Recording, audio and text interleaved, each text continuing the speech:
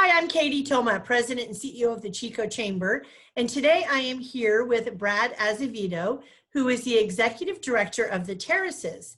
And I invited Brad to do this interview because as it relates to COVID-19 and the folks that he works with up at the Terraces, and just in speaking with friends who have elderly relatives and my relatives that have elderly relatives, I know that COVID has been a really big challenge for some families. It's been difficult and there's been missed celebrations and postponed celebrations. So I just wanted to check in with Brad, find out about what's happening here in Chico up at the Terraces. And well, and Brad, thanks for coming. You're in your office, which by the way, you're in the library at the Terraces with the fireplace on. I am. And I think it's supposed to be 102 today, but you can explain to me why the fireplace isn't on because of COVID. And then I wanted you to explain to us about the Terraces and the campus up there and all the great things you guys do. Okay, wonderful. Well, first of all, I appreciate you calling me and asking me to inviting me on for this interview. It's great. And I think it's important that the community knows what we're doing here, because usually we're that secret thing that's happening that nobody pays attention to because we just kind of get lost in the shuffle sometimes. The fireplace behind me, I'm currently in the library at the Lodge, which is our independent living. And the fireplace is on because I needed the ambiance for today. But typically, what I was telling you, Katie, earlier is that we, typically our pool out and back, when we turn the heater on for the pool, we turn the fireplace off.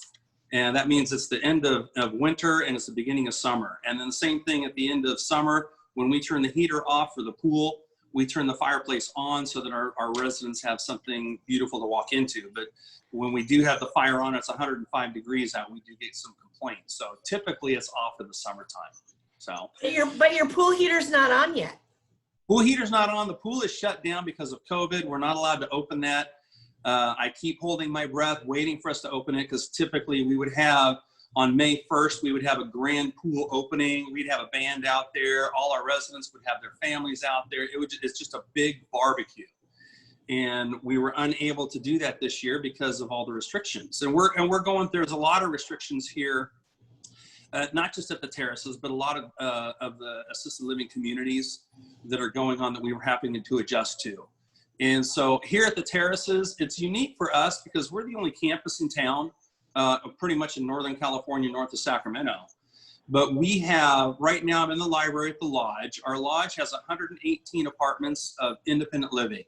And so these residents, a lot of them drive, they manage we have no care on this side of the house. We don't manage any care. It's all amenities. It's the swimming pool, it's the dining room, it's the library, it's activities. So we do a lot of those kind of things for our independent living residents. Then we have 28 apartments of memory care, which is just right next to us. And we have 80 apartments, which is, I keep calling it a brand new building. It's 2 years old, but it's a beautiful building right next door, 80 apartments of assisted living. And a lot of people at the Chamber probably saw that 2 years ago when we had our grand opening. And then right between us is Cal Park Rehab. And so we've got Cal Park Rehab right between us. So we've got the entire gamut, represented here. So if you need skilled nursing, if you need assisted living, you need memory care, you need independent living, we have it all right here on our campus. Our beautiful campus, 11 acres with a beautiful big swimming pool in the back, and we're right on California Lake. Wow, that's great. So tell me how you guys are doing with COVID. And also I wanted to comment about your hair, and I was kind of taken aback when you popped up and you're bald, and I thought, oh, I wonder what's going on with Brad. Where's his hair? Because you have a full head of hair. So what happened to your hair? I do. So I'll go to say that I have a full head of hair. There are no bald spots on here. It's definitely a complete coif. But what happened with the whole COVID thing, our salon, Amy Kennedy owns our salon here. And she has been out of business here for the last 2.5, almost 3 months, which means I have not had my haircut for about 3 months because I was due for a haircut when she had to close it. And so I was way behind. My hair had never been that long. And I thought we'd have fun with it. And we have a fund. It's called our staff Christmas fund. that our residents put money into, and that's what our staff gets at the end of the year. This is for line staff, hourly staff. I don't get anything. Any of my directors don't get anything. And so I thought, let's have a little fun. I wonder if they would pay any money to shave my head. And so I made the dollar amount because I didn't know what kind of response it would be. I said, if you can raise $500 to put in the fund over the next 30 days, I'll shave my head. And they raised $750 in 2 weeks. I'm sorry. I take that. I said 2 weeks. 2 weeks is a different number. It was in 4 days is when they did raise that. And so I wish I'd have made it like 1,000 or 2,000. Yeah. But anyways, they hit the number. And so we made it a big event out and back by the pool. And Amy, our salon owner, she shaved off my head and everybody watched and enjoyed it. So the staff will get that money for Christmas in December when it comes around this year. Well, way to take one for the cause.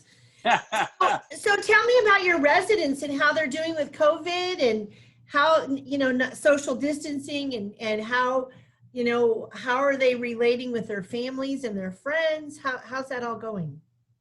So it's going relatively well. The nice thing is they all understand, this isn't something that's unique to us. That would probably be a little harder to explain because obviously they could live anywhere and they would probably choose to go somewhere else if it was just something that was happening here. But our residents, they understand this is going, this is across the country and worldwide. And so the residents understand that whenever I have to implement a precaution here, especially on the independent living side, they get it. And I get thanks all the time to the staff, to us, thanking us, even though it's difficult for them. It's hard when you tell somebody, hey, I don't know how to tell you this, but your family can't come see you.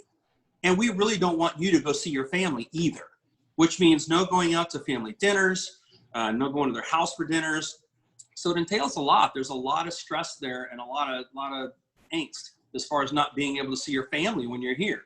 The good thing is they've got a lot of friends here. I've got 131 residents just right here in the lodge, the independent living side. And so they're adjusting. They appreciate what we're doing to keep them safe. Because I tell them all the time, I said, look, we're doing everything we can to make sure we keep this thing out of this building and out of this community. Because they all understand if COVID makes it into here, I don't know how it's going to work. We're going to be shutting everything down and it's going to be far more restrictive. And so, we're not accepting, no guests are allowed in the building, only essential medical professionals or family, because we don't have any care on the lodge side. We're independent living.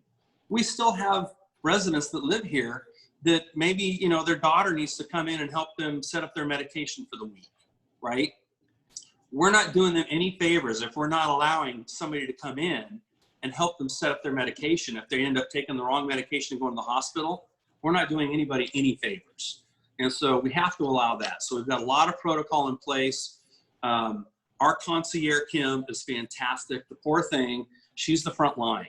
And so we have people will enter, we have one entrance. So we have 9 entrances throughout this whole building. We've locked everything down. There's only one way to come in and out now, which is through the front door. And people will come to the front door. She will stop them. She has to go out there. They'll do a questionnaire asking if they've been around anybody with COVID, if they've traveled, those kind of questions. They will sanitize their hands. They'll put on a mask, and then we'll check their temperature on their forehead. And if everything checks out, we allow them in the building for essential care, for essential services that they're here to provide. And That's so right. It's a challenge, but it's hard, I mean, the son that pulls up and says, hey, I want to see mom. It's okay, well, why do you want to see mom? I just want to visit with her. Yeah. Sorry, I can't let you in. Yeah. So it does create those challenges. So we've had to get creative. Christina is our activity director over here on the lodge side. And, our activities have had to get creative as far as how we're doing activities. We can only have 10 people in a room. And 10 people in a room, whether it's the library, whether it's dining, whether it's an activity, in the entire campus on anywhere you go, we're only allowing 10 residents in a room at a time. And so that's to kind of limit, obviously it's much safer to have 10 people than it is to have 30 people in a room and have crowding and everything else. And so our directors are doing their best to get creative as far as how we're going to keep our residents engaged. Well, that's great. Well, I just appreciate you caring for the loved ones as their loved ones aren't able to care for them. And I know it's probably very much a very close community, much like family, and get your little village up there, and Yeah. which is great work. And I really appreciate you, Brad, for the work that you're doing up there. And you're just always so positive and optimistic and such a caring guy. You're definitely in a great spot. So is there anything else you want to share before we wrap things up? Well, not really. I mean, we're adjusting to this COVID thing like everybody else. You know, as far as guidelines go and different things that come down the pipe from the CDC, from licensing, from Butte County, you know, we're kind of in that separate little pocket that people don't really understand. And, you know, we have a couple nurses that work for us.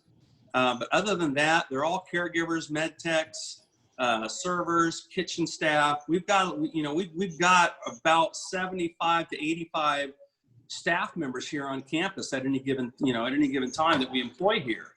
And they are heroes. They're here throughout the whole thing. We can't shut down because our residents depend on us to serve them food, to help them with activities, with care, with everything else.